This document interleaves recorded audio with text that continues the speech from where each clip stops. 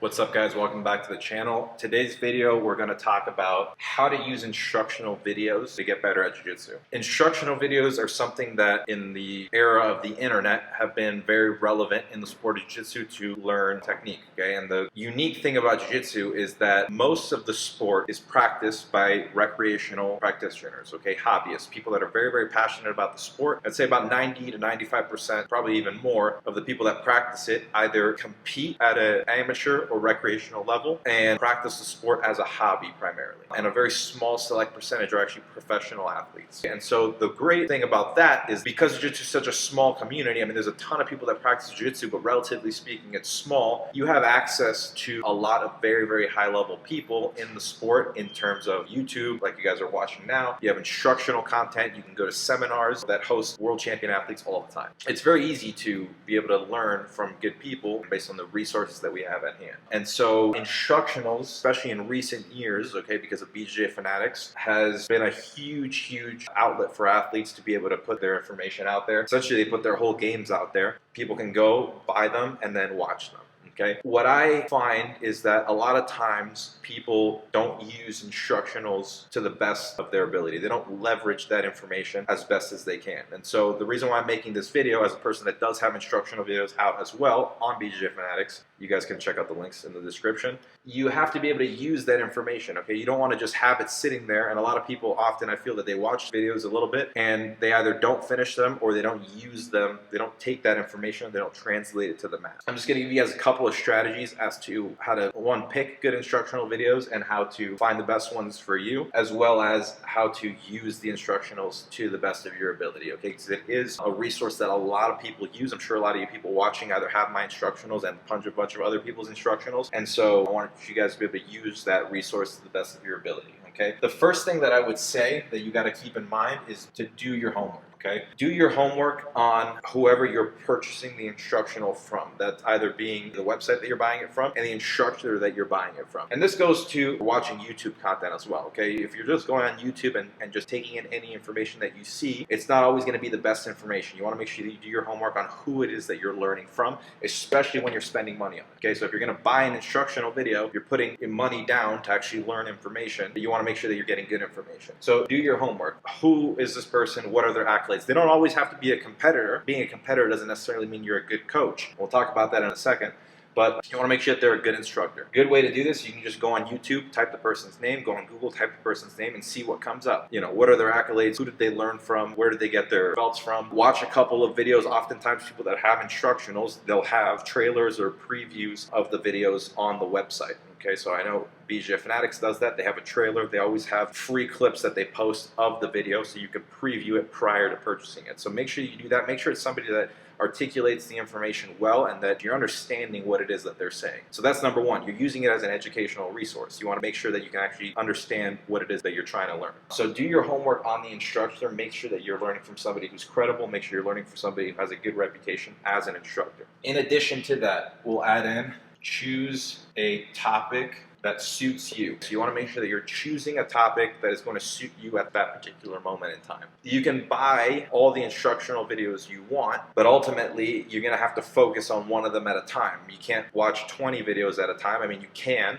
okay, but it takes a lot of time to actually be able to learn from those instructional videos. Okay, you have to spend time actually watching it and then go in and take that and apply it on the mat. So it's usually a process that takes a little bit of time. And so when you're choosing a topic, make sure you're choosing a topic that's relevant to where you are in your progression of the sport. If you're a complete beginner, generally I recommend focusing on more defensive topics, how to escape from pins, how to retain guard, how to do things that are a little bit more fundamental to make sure that you're refining that fundamental aspect of your game. If you've only been training jiu-jitsu for 3 to 6 months, unless you're a complete phenom, and then you buy a video that's all about, you know, barambolos and stuff that, you know, you've never even seen or heard of before, it's going to be difficult for you to make the progress that you need to, okay? And so you want to typically, it's an extreme example, but it's typically you want to choose a topic that's suitable for you at the time. So think about something that maybe you want to work on. Think about something that you maybe have trouble with. You can ask your instructor what you think that you should be working on. And based on what he or she tells you, choose a topic that you think is going to be suitable for you, okay? Another thing that's very important once you actually choose the video is you want to work incrementally. The reason being is that if you watch an 8-hour instructional video in one sitting, the amount of information that you're going to retain is going to be very slim. But if you watch 30 to 45 minutes to an hour every night or every other night, you'll be able to pick up at least 1 or 2 things from that video. Let's say you watch it right before bed, you're going to remember that, okay, a lot better than you would if you watched 3-4 hours, you had it on in the background while you're cooking or whatever, or you're doing whatever. So when you're watching the video, make sure you're paying attention, and it's better to watch a little bit every day than to watch a whole bunch in one time. Forget half the stuff or more that you watched and then not watch it for another week or 2. So set aside a time that you can work through it incrementally. In addition to this, I would say consistently.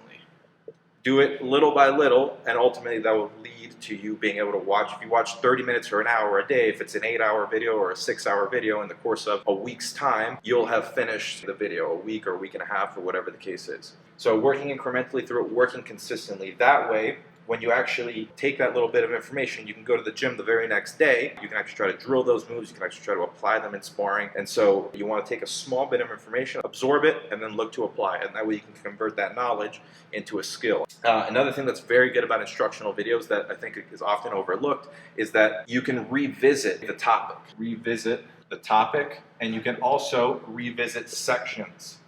So say, for example, you're working a video that is on, I don't know, back attacks. You can work on a segment of it, go through, apply that technique.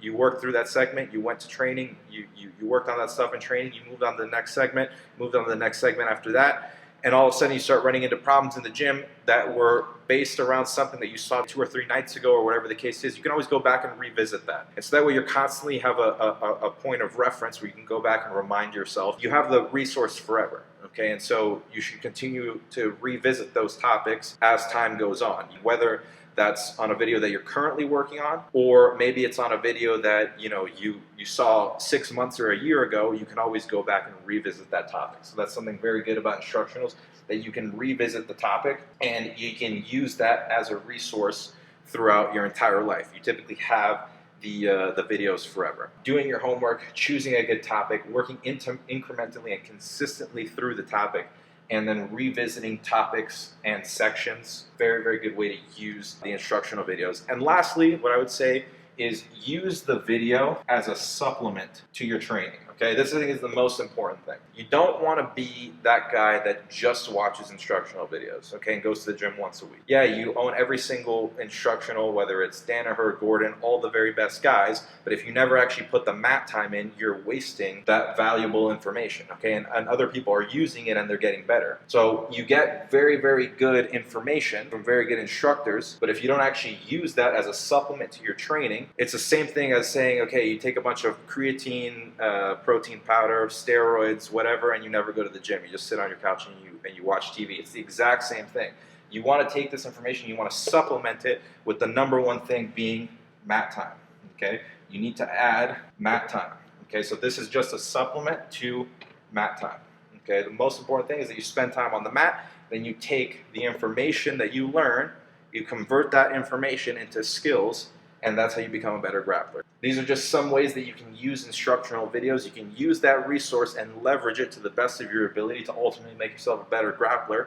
Use instructional videos as a supplement to your mat time.